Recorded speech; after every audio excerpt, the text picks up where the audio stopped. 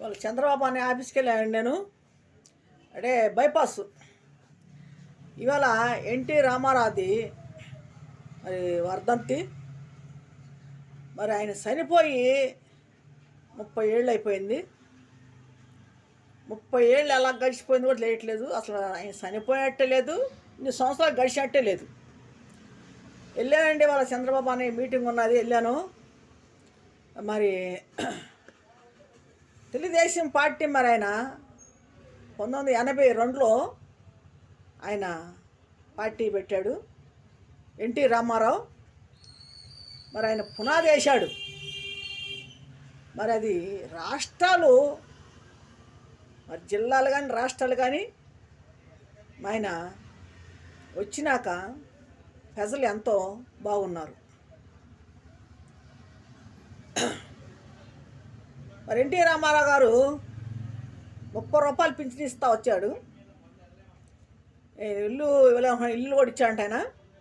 ఇవాళ తెలిసింది నాకు. ఆ రోజు ఇల్లు కూడా ఇచ్చాడు, మరి స్థలాలు ఇచ్చాడు, భూములకి పట్టాలు ఇచ్చాడంట ఆ రోజున.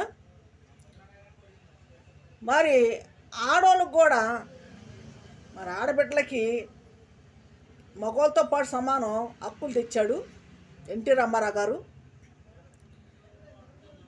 మరి అసలు పుట్టక ఇంకెవరు పుట్టరండి, ఇంక ఏ జన్మైన పుట్టరు.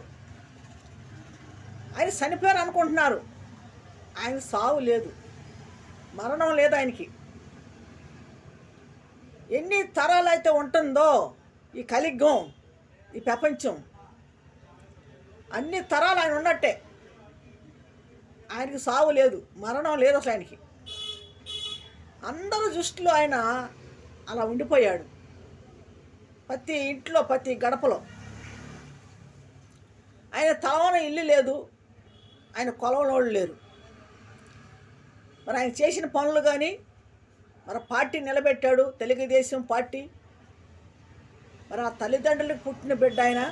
మరి అంత ఘనంగా పేరు తెచ్చాడు ఆ తల్లిదండ్రులకి ఎన్టీ రామారావు గారు.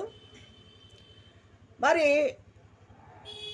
అందరు ఆడవాళ్ళని నా ఆడపడుచులు అక్క చెల్లెలు అన్నాడు ఆయన. మరి ఆయన పునాది వేసి మరి పార్టీకి ఆయన నారు పోసాడు. చంద్రబాబు అన్నయ్య నీరు పోసి పెంచాడు.